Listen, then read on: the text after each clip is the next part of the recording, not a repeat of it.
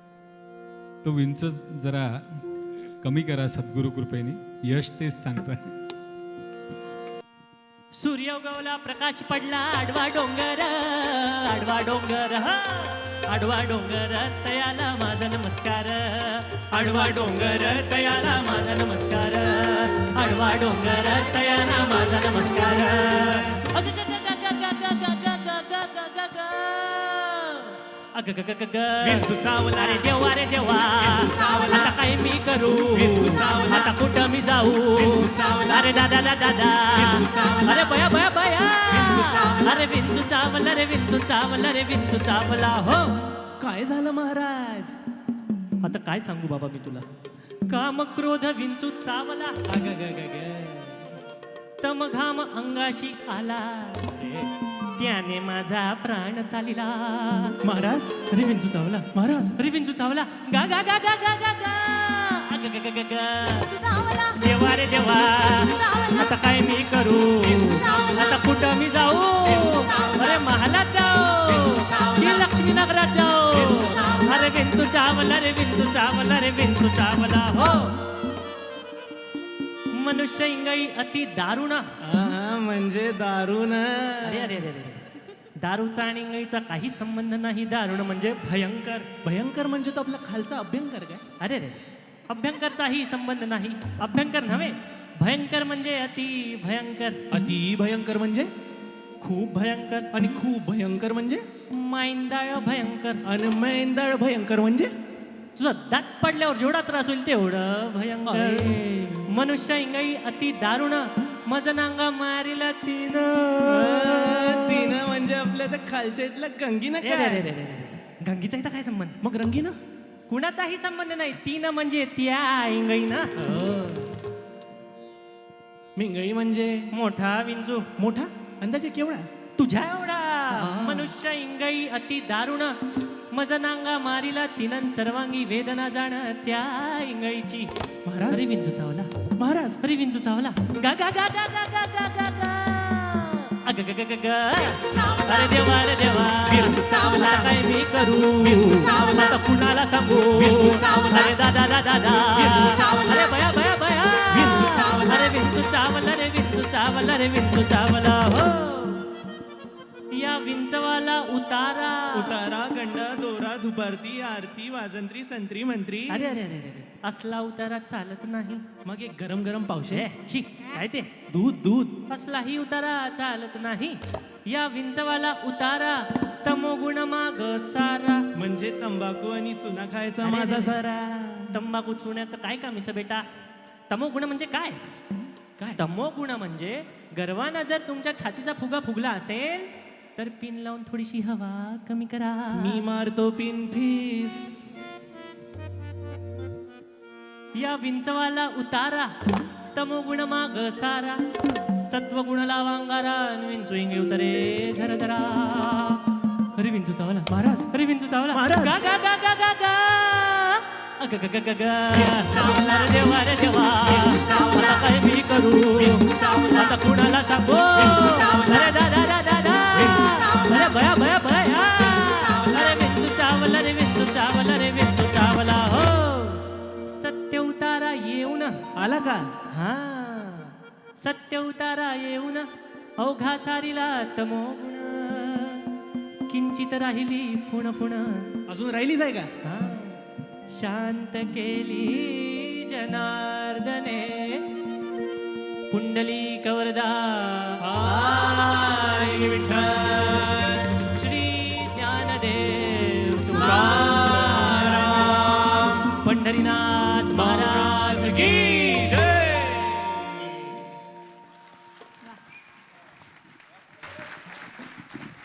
अविवाहित यशला लवकरच इंगळी चाव एखादी, अशा शुभेच्छा देऊ.